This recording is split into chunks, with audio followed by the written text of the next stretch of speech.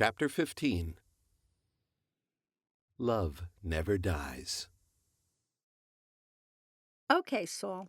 Now that I've sat here and listened to all this heavenly wisdom and agreed to help by starting this book, I've got a couple of questions I want to ask you. Shoot. I promise not to get carried away here, but I'm trying to come up with questions I think readers might be interested in. And the first one that comes to mind after all you've told me is, what, in your opinion, is the best way a person can prepare for death and an easy crossing over? Leave it to you to come up with a question that focuses on taking care of others, Irene. Actually, it's a pretty simple thing.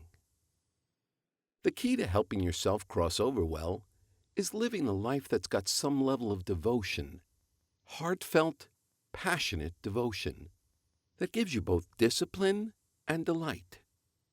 Even if that devotion goes to caring for your Harley Davidson or your stamp collection, if you live that devotion with a pure heart, you'll be building the skills you'll need to focus on the light and love that will carry you across the divide between heaven and earth.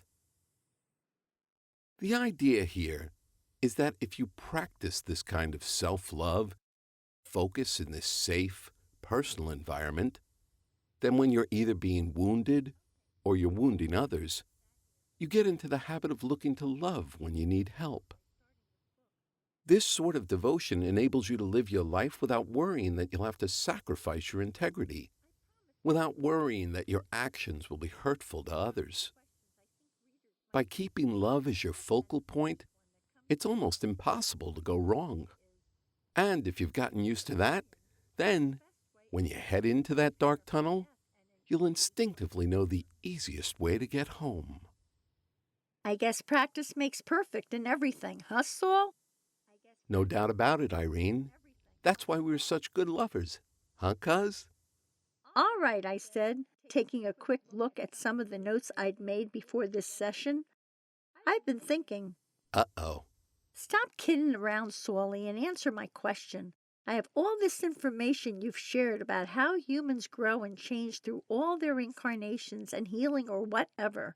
But I'm wondering now if heaven changes along with us. And if so, what do those changes look like? That's tricky, because heaven really has been perfect for each time period it has addressed human history. Which means there's a lot of adjusting going on up here constantly. The changes are mostly about helping humans spark new growth, centering on whatever comes up while souls are in manifest form. Remember that free will and divine mystery always leaves stuff up for grabs, and the most surprising ending can follow any action at any time. But mainly, heaven is busy trying to find ways to help us without getting in our way.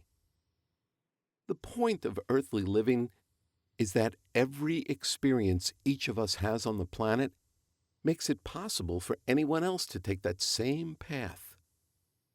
Everyone can become enlightened, and everyone has the capacity to be totally destructive. What's different about right now in heaven, though, is that the level of crisis and suffering on earth has reached such a peak. Their main concern is how much more can be done to help without interfering with individual free will. Even the best laid plans for a lifetime can go awry when someone else remains closed. It stops the help, and it stops that person from being able to participate in a plan even if he or she originally had been willing up in heaven. This includes soulmates. You could recognize a true love or a true friend, and they would be unable to see or feel that connection because they're so closed off to heaven, to others, to themselves, that they're incapable of meeting you in that truth. So I guess the biggest change going on up here is that our loving source is trying to get a better understanding of what it's really like for humans to suffer, because the old solution of rising above the pain isn't the answer anymore. What heaven wants souls on earth to do is to pray, and in those prayers, to complain more and more often. But it's not enough just to sit back and let yourself pray from a blocked or shut-off existence. People have to take active parts in healing the trauma and wounds they've suffered during 1 or 100 lifetimes. Because the only way heaven can send help these days is in the form of practical human help through others. That's it. Faith is essential for co-creation. People should absolutely stand up and demand more help from heaven on a regular basis. But everybody's got to know that's going to happen only if the person doing the demanding also puts as much energy and effort into healing his or her own issues at the same time.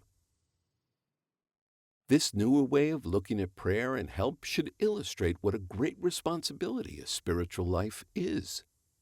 Not only do you need to be a clean vessel in order to get help for yourself, you also need to be clean to help those around you. If people started cleaning up their individual acts, there would be fewer chances that soulmates would miss each other. Think of all the souls that would finally get chances to complete their soul purposes if everyone around them were dedicated to being open to God and their own healing. Man, what a great day to look forward to. I got goosebumps as he spoke.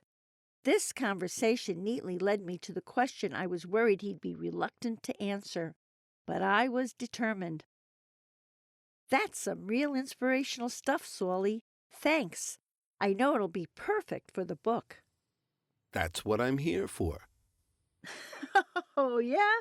Well, I'd like you to get a little more personal now. I've been listening for months to all this stuff about the human race and heavenly archetypes, and I want to take advantage of your unique place and ask you about us, about our future. Do you mean your future between now and when you die and I come get you? No, I mean a future incarnation. I want a sneak peek. What do you say? Can you talk to me about where we'll be headed next time around? Irene, you are so predictable. I knew you'd get impatient on me. Now, wait a minute. I called out in my defense. I defy you to find any human who wouldn't ask for a look into his or her future. Cool it, Saul. All right, calm down. As long as you know that whatever I tell you lives only in the realm of potential, I'm willing to share a possible vision with you. But I need you to promise me you won't hold me to it. Would I do such a thing, Saulie? Now, don't be a wise guy, Irene. You're only human, after all. You said it yourself. Just promise me you'll remember that. That any action or belief can change any potential at any time. Yeah, I promise. Stop stalling and tell me about our future already. The things I do for you. Okay, one future lifetime coming up. The way this all works is that most souls have both single life plans and an overarching soul blueprint that guides their eternal evolution. Your angels are basically in charge of this information, but if you ask them nicely enough, and you've gotten clear of your pain, you can sometimes get a glimpse of what the future might hold for you. Actually, getting clear and checking into your own knowing are probably much better ways since the blueprint lives right there inside you. It would make sense, don't you think, that your own knowing would be more accurate than the prophecy of any angel? After all, you live in that body. They don't. But since you've asked, and because I've never been any good at denying you anything, I'm going to pull a few celestial strings and show you a potential next chapter in our eternal love story. When you're finally old and tired enough to let go and die, I'll show up at your side and say something pithy like, "Hi." After you're done busting me about how long I've been gone, your angels will want to give you some time with family members before you begin your process of healing, growing, and evaluating the very full life you've just finished. I, on the other hand, will be chomping at the bit to reincarnate and be with you again, because I'll already have been waiting so long. I can just hear what you'll say about that. Mellow out, Saul. I spent too many hours waiting for your and heaven's help while I lived alone without you. I'm not going back to Earth with you until I'm healed and rested enough for us to make choices that are safe and stable. No more mistakes. You'll be right, of course.